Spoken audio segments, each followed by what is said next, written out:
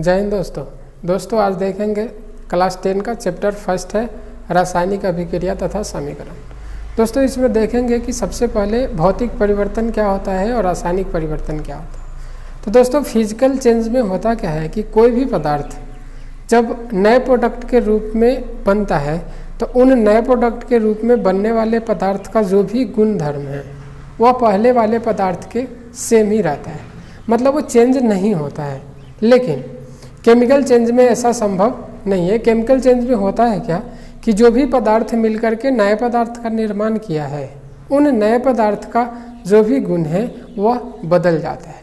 जैसे मान लीजिए एक कागज़ का छोटा सा टुकड़ा है, अगर उन टुकड़ों को हम 2 भाग में 3 भाग में डिवाइड करते हैं, अगर आपसे पूछा जाए कि क्या कागज़ के टुकड़ा का रसायन में परिवर्तन आ रहा है तो ये नहीं होता है। क्यों नहीं होता?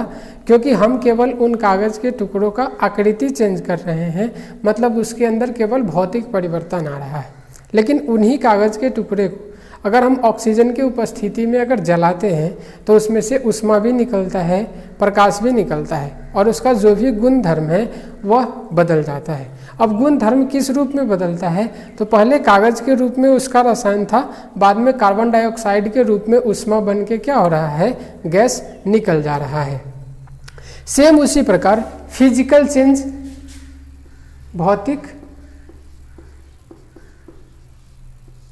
परिवर्तन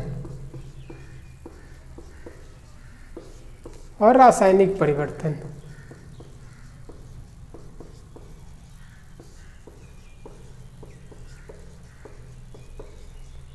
रासायनिक परिवर्तन दोस्तों देखेंगे कि भौतिक परिवर्तन में जैसे मान लेते हैं कि जल है, पानी या बर्फ है, उस बर्फ से क्या चीज़ का निर्माण होता है? तो बर्फ से जब हम टेम्परेचर को ज़्यादा करते हैं तो बर्फ से जल बन जाता है, और उन जल को जब हम थोड़ा और हीट ज़्यादा देते हैं तब वो फिर वाष्प बन जाता है। अब यहाँ पे आपसे पूछा जाए कि क्या बर्फ का रसायन इस जल के रसायन से अलग है, क्या वाष्प का रसायन इस जल के रसायन से अलग है? तो ऐसा नहीं होता है। क्यों? क्योंकि बर्फ का जो रसायन है वह H2O ही है और जल का भी H2O और वाष्प का भी H2O।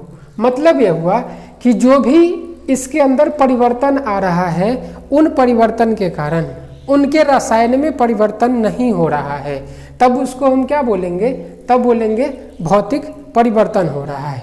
लेकिन अगर उसी के स्थान पे मान लीजिए अगर कोई लोहा है, अगर वह लोहा किसी ऑक्सीजन के साथ अभिक्रिया कर ले, जल के साथ अभिक्रिया कर ले या किसी अम्ल के साथ अभिक्रिया कर लेता है, तो किसी अम्ल या जल के साथ अभिक्रिया करने के बाद लोहा क्या हो जाता है? संक्षारित होने लगता है, मतलब लोहे के ऊपर जंग लगने लगता है।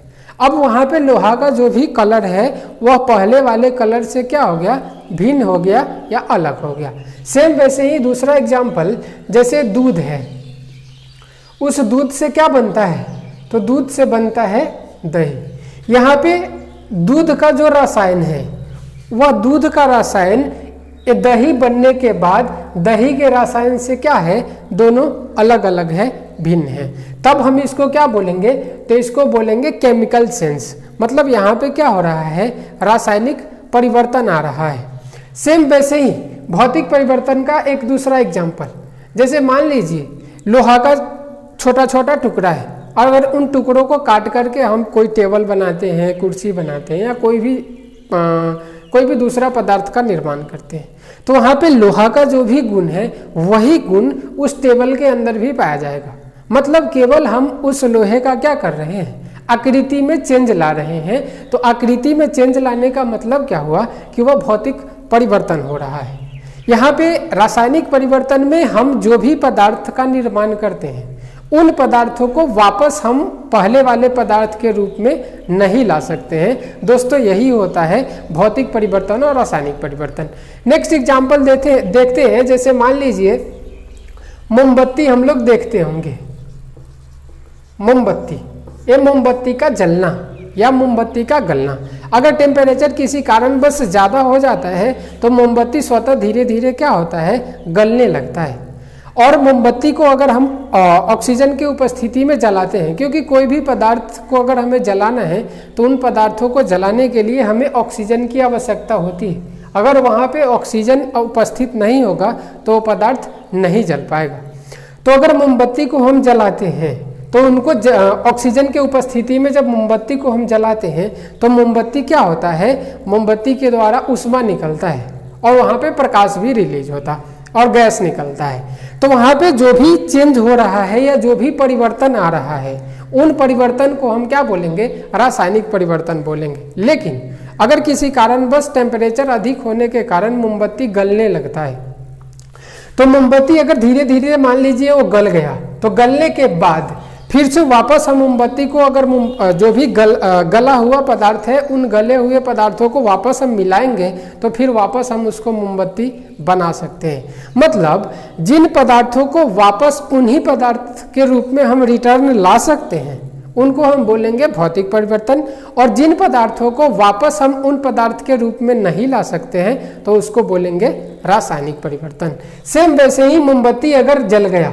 तो जलने के बाद उसमें से गैस जब रिलीज होता है उन गैसों को वापस हम फिर मोमबत्ती के रूप में नहीं ला सकते हैं। मतलब उसमें पदार्थ रिटर्न नहीं होता है बट भौतिक में पदार्थ रिटर्न हो जाता है। दोस्तों यही है भौतिक परिवर्तन और रासायनिक परिवर्तन। नेक्स्ट हम देखते हैं कि अब रासायनिक अभिक्रिया क्या होता है।